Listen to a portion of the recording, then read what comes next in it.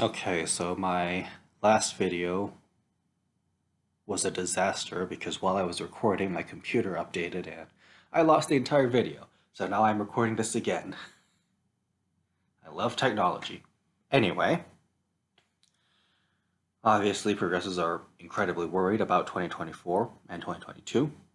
And they should be worried because obviously the neoliberals, President Biden, Vice President Harris, all the blue dogs in Congress, so there are so many of them, they've been a disaster. And on top of that, the progressives have been ineffective, to put it kindly. Their strategy has been a total mess, and they've been trying to go along to get along, like Pramila Jayapal and all of them. So that's unfortunate. So they're worried that they'll get wiped. So obviously, the Democrats will probably get wiped out in 2022 and 2024.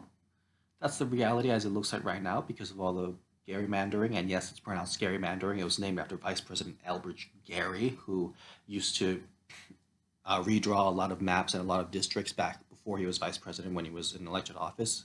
Uh, yeah, he used to do that so that he could win his election. So it was named after him. So it should be pronounced gerrymandering, but people just mispronounce it as gerrymandering. So whatever. I mean, that's not really important. But going back on topic. So obviously, because of all the gerrymandering and all the non-delivering, things look pretty bad. And it looks like it's going to be a Republican wave. It looks like the people who talk about Big Bird and Dr. Seuss and critical race theory, it looks like those guys are just going to win by doing nothing because the other guys are so incompetent.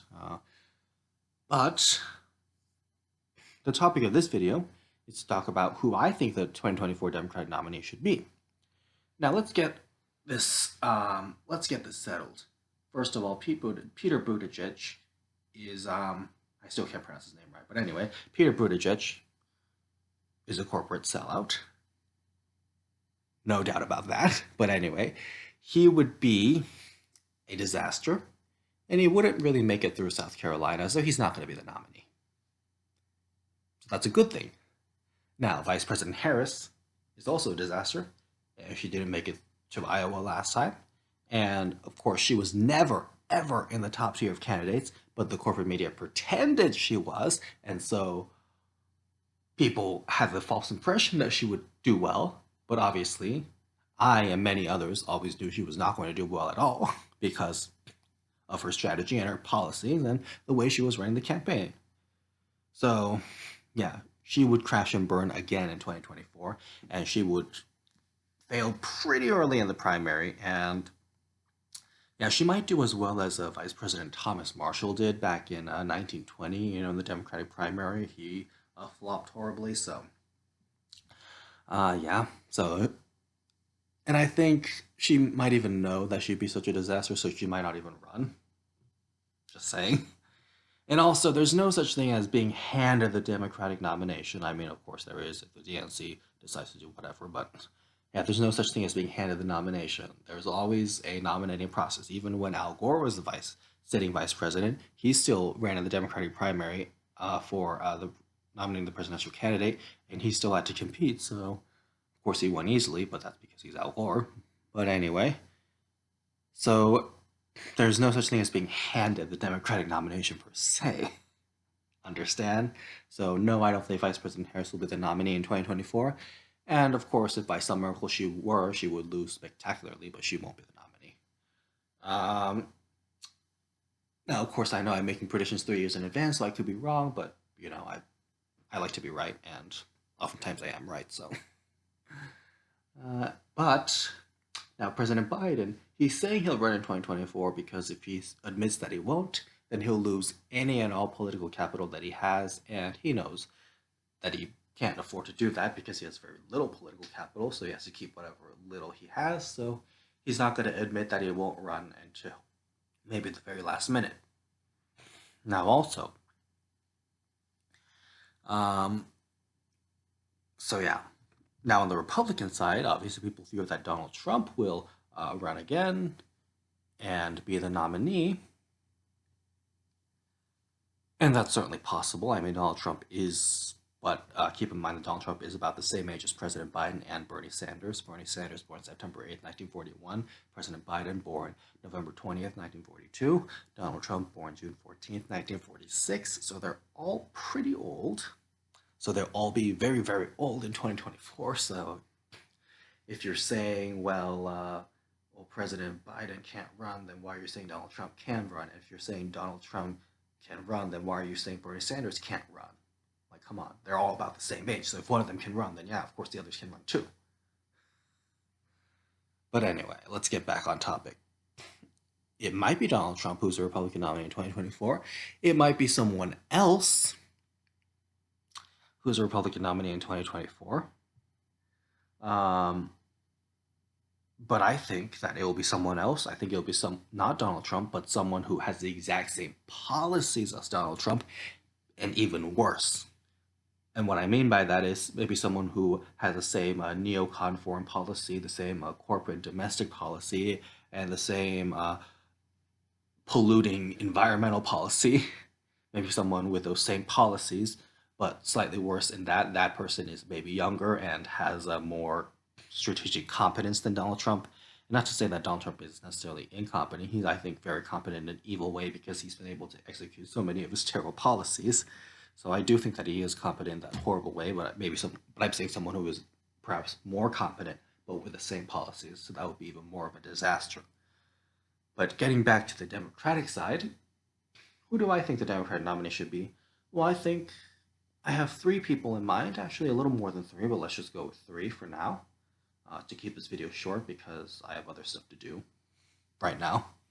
Anyway, uh, my first idea is how about Bernie Sanders? And I've already been through the age thing. Bernie Sanders is like the same age as President Biden and Donald Trump, so uh, we're going to dismiss the age concern. Secondly, uh, Bernie Sanders, this would be his third time running, and people might say, well, this will be his third time, so that would be so bad. I mean, it was also President Biden's third time running. It was also Ronald Reagan's third time running for president when he won the presidency, and of course, Ronald Reagan was one of the worst presidents ever. Actually, Richard Nixon was slightly worse because Richard Nixon's foreign policy killed more people. But anyway, or actually, I don't know the numbers, but Richard Nixon's foreign policy did do a genocide in Cambodia, so and Richard Nixon started the war on drugs, which Ronald Reagan amplified. But yeah, let me get back to the policy that I was talking about, not the policy that I got sidetracked to. Bernie Sanders. With Bernie Sanders, this would be his third time running, so perhaps he would have learned from the mistakes of his first and second times. So maybe, during his first time, he was too nice on Hillary Clinton. He was like, the American people are sick and tired of hearing about your damn emails.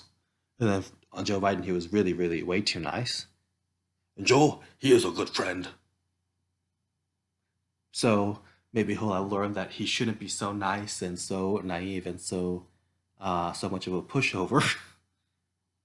And he'll fix his strategy and be more mean, and he'll win if he runs the third time. That's possible. And of course, people are saying, well, what about his heart attack from last time? I mean, people who are in their 20s also have heart attacks, so that's not really a reason not to run. And Dwight Eisenhower had many heart attacks while he was president.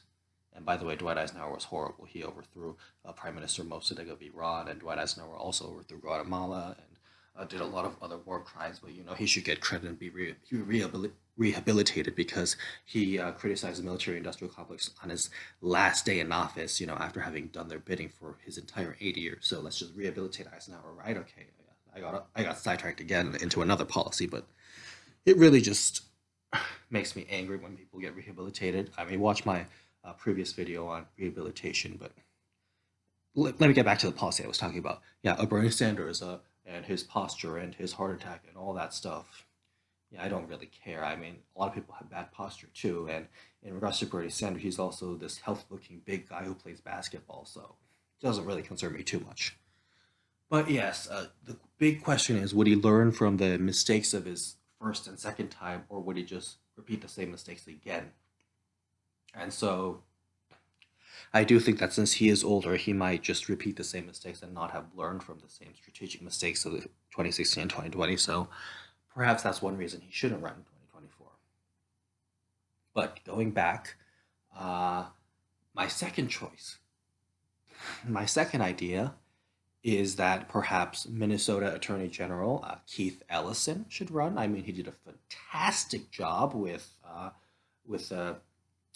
prosecution of Derek Chauvin, and Keith Ellison has also been a progressive hero for a really long time. He was in Congress, and neoliberal shill Barack Obama himself tried to stop Keith Ellison. So it means Keith Ellison is very substantial and very good at what he does, and Keith Ellison has the right policies, and he could be a very effective leader and a tremendously helpful and effective president. So perhaps he should run. And he's been around for a while, so he has the experience. He knows what strategies work, what strategies don't work, and so I think he could run a very effective campaign and win the presidency. And my third choice is John Fetterman, John Carl Fetterman, the current lieutenant governor of Pennsylvania, and he's running for the open United States Senate seat in Pennsylvania, so he could be in Senate by 2023, by January of 2023. So he's another choice, and the reason I say him is because he has the right policies, like on the minimum wage and on labor rights. He has shown tremendous solidarity with labor unions, as we keep seeing in the news. He's hanging out with this union and that union, and he's showing that he really supports the working class. And on the other policies, he's for legalizing marijuana and all those things. Now, I haven't seen his foreign policy platform, but that's because I haven't seen his website, so I should maybe go look at his website after this video and see what his foreign policy is like. But he's he's shown that he has the right instincts and the right policies, and plus, John Fetterman, unlike Bernie Sanders, John Fetterman knows how to attack and shoot straight, and he knows how to be aggressive, which, as I said, is something that Bernie Sanders tremendously lacks. And so with John Fetterman, um, he's also from Pennsylvania, as I said, Pennsylvania, which is a swing state. So that's tremendously important, and that could be really helpful to him. And I think he would also make an effective president and quite a tremendous president. And so it's like you have the Bernie Sanders-esque person from a swing state, and he doesn't have the same weaknesses as Bernie Sanders. In fact, he is very powerful in the areas where Bernie Sanders was weak. So there you go. And of course, other ideas that come out are, Charles Booker, the progressive from Kentucky, is running for Rand Paul's Senate seat. If he wins that seat, then that could give him a lot of capital. Or Nina Turner of Ohio. Yeah, so those are good ideas. Perhaps Edward Markey of Massachusetts, the senator. Now he is like the same age as Biden, Trump, and Sanders, but as I said, age doesn't really matter to me, so maybe him. So those are speculations, but I think the best two choices are Keith Ellison and John Fetterman. I'm not sure which order I would rank them. Maybe I would rank John Fetterman a little higher since he is from a swing state. But perhaps I'd rank Keith Ellison a little higher since he has more of that progressive experience. Or, yeah, but maybe in second place I would put Bernie Sanders. But again, the big question is if Bernie Sanders learns from his mistakes for the first and second time, and I'm not sure that he has.